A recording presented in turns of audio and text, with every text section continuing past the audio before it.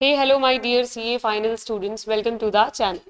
सो आज की वीडियो में एक बहुत इंपॉर्टेंट टॉपिक में बात करेंगे हम लोग कि मैंने आप लोगों को कहा था that I should be evaluating your RTI copies for free of audit subject and I did the same.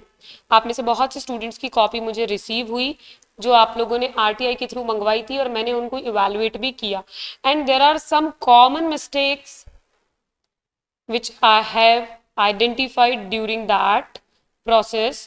ठीक है, ये मिस्टेक्स ऑलमोस्ट सब स्टूडेंट्स की थी। पहली ये कि सबसे ज्यादा मार्क्स अगर कटे हैं या कम मिले हैं वो है स्टैंडर्ड्स के क्वेश्चन में। ठीक है, ऐसा क्या होता है कि हमें सबसे पहली गलती पता है क्या है? जब आप स्टैंडर्ड्स का क्वेश्चन अटेम्प्ट कर रहे हैं और अगर आप पहले ही लाइन में गलत स्टैंडर्ड का नेम कॉट कर देते हैं that as per auditing standard. ठीक है, ऑडिट में बात करें तो आपने क्या लिखा? एज पर ऐसे 570।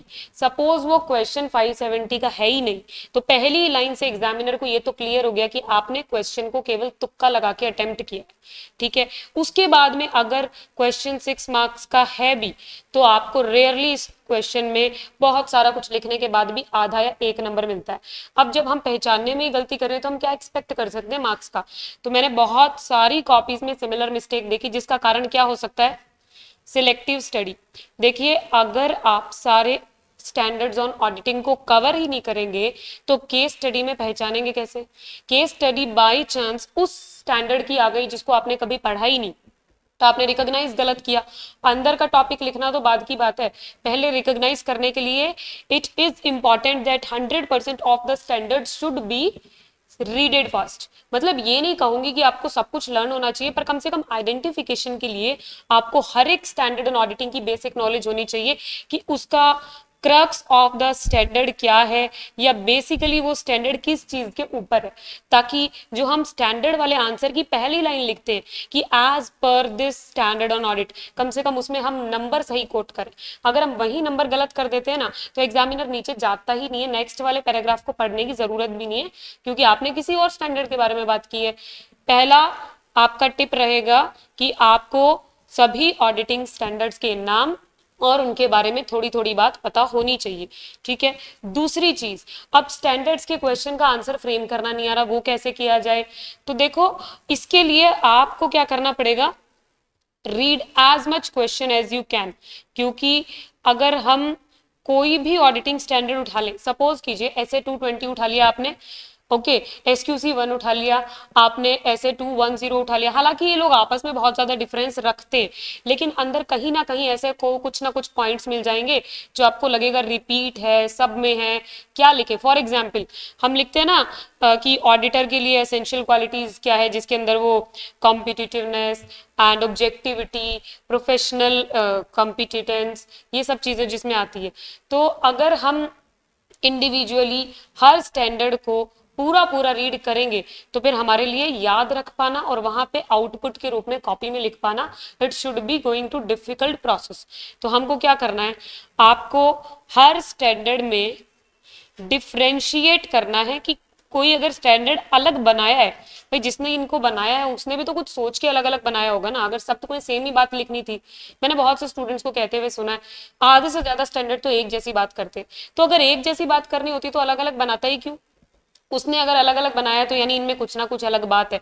आप उस डिफरेंस को आइडेंटिफाई करना सीख जाइए, आपका केस स्टडी कभी गलत नहीं होगा। ठीक है, ऐसी कौन सी लाइनें जो केस स्टडी में जब आती है, ठीक है, की लाइन जिसको कहते हैं, भाई क्वेश्चन में ऐसी कौन सी की लाइन है जिसके आने पर वो पर्टिकुलर स्टैंडर्ड कॉट किया जाता है? आप मेरी बात समझ रहे होंगे कि जब हम क्वेश्चन रीड करते हैं ना तो हमारे दिमाग में आता है पता नहीं इस स्टैंडर्ड का है या पता नहीं इस स्टैंडर्ड का है, पता नहीं इसका है। अगर आपको 3 ऑप्शन में कंफ्यूजन होती है ना तो आप अगर बहुत सारे क्वेश्चन रीड करेंगे तो आपको पता चलेगा कि इफ क्वेश्चन में इस तरीके की लाइन मेंशन की जाती है तो आंसर में ये स्टैंडर्ड कॉट किया जाता है। ये एक्सपीरियंस तब आएगा जब आप मल्टीपल क्वेश्चन को रीड करेंगे। अब रीड करने का मतलब ये नहीं कि सिर्फ रीड किया और छोड़ दिया। रीड करने का मतलब ये है कि आपको 3 चीजों पे फोकस करना है रीड करते वक्त। क्या? First of all, structure of the answer, कि स्टैंडर्ड का, ऑडिटिंग स्टैंडर्ड का क्वेश्चन का आंसर का स्ट्रक्चर क्या रहता है। दूसरी चीज आपको जो फोकस करना है दैट इज कंटेंट, पूरे स्टैंडर्ड की इतनी बड़ी कथा में से एग्जैक्ट क्या कंटेंट क्या लाइन पे लिखना है। हम क्या करते हैं, पूछा कुछ और होता है, लिख के कुछ और आते हैं, हालांकि उस पर्टिकुलर स्टैंडर्ड का ही लिख के आते हैं, लेकिन फिर मार्क्स नहीं मिलते। और हम जब कॉपी आती है तो हम बोलते हैं हमने तो ऐसे 550 कोट किया था, उसने वही पूछा था, लेकिन आपने जो कंटेंट पिक किया वो गलत। तीसरा आपको क्या ध्यान रखना है, कंक्लूजन किस तरीके से लिखा जा रहा है, कि अगर किसी ऐसे का क्वेश्चन आता है तो उसे किस तरीके से कंक्लूड किया जा रहा है। और ये कैसे होगा, प्रीवियस ईयर के क्वेश्चन का कोई भी कंपाइलेशन उठाइए, उसमें से स्टैंडर्ड वाले टॉपिक के बहुत ज्यादा क्वेश्चन प्रैक्टिस कीजिए। तो आपको अब अगर मैं अपनी वीडियो का कंक्लूजन सेंटेंस में दूं तो क्या दूंगी, that you have to learn all the names with identification.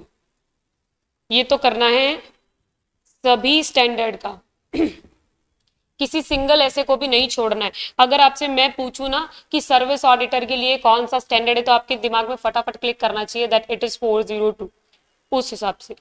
अब आपको और क्या ध्यान रखना पड़ेगा, किसी भी ऐसे में जो टेक्निकल कॉन्सेप्ट है उसका क्रक्स ध्यान रखना है। तीसरा कि किसी भी स्टैंडर्ड के आंसर को प्रेजेंट कैसे किया जाता है, तीन चीजें ध्यान रखनी है। ऐसा करने से आप इजीली केस स्टडी को आइडेंटिफाई कर पाएंगे। उसके अलावा एक इंफॉर्मेटिव न्यूज आपके लिए कि जो आईसीएआई की इस बार मैंने जो कॉपीज को एनालिसिस किया उसमें मुझे ये पता चला कि पहले जब तक आपके बिना केस स्टडी के इंडिविजुअल एमसीक्यूज आ रहे थे तब तक स्कोर अच्छा था, लेकिन जैसे ही इस बार से न्यू सिलेबस में complete on case study based पे आईसीआई ने जब कन्वर्ट किया है ना आपके पेपर को, तो एमसीक्यू में स्कोर, हालांकि मैंने बहुत कम स्कोर देखे हैं, किसी का 6, किसी का 10, किसी का एक मैक्सिमम जो मेरे सामने कॉपी आई उसमें 22 स्कोर था, वो वाकई में अच्छा था। तो क्योंकि हर एमसीक्यू 2 मार्क्स का अपने आप में रेलेवेंस रखता है और केस स्टडी बेस्ड है, तो इसके लिए अप्रोच डेवलप करने के लिए मेरे पास आपके लिए ये न्यूज है कि अब से आईसीएआई ने जो भी केस स्टडी एमसीक्यू दिए हैं ऑडिट पे, उसको हम लोग वीडियो में डिस्कस करेंगे। आपको एक अप्रोच बिल्ड करवाएंगे कि जब केस स्टडी सामने आता है तो उसको किस तरीके से ऑपरेट किया जाता है और उसके अंदर किस तरीके से एमसीक्यू को आपको आइडेंटिफाई करते हुए आंसर निकालना है। तो अगर आप लोग चाहते हैं कि आप उस तरीके की वीडियोस के साथ बने रहें, stay tuned with the channel and press the bell icon. See you in the next video.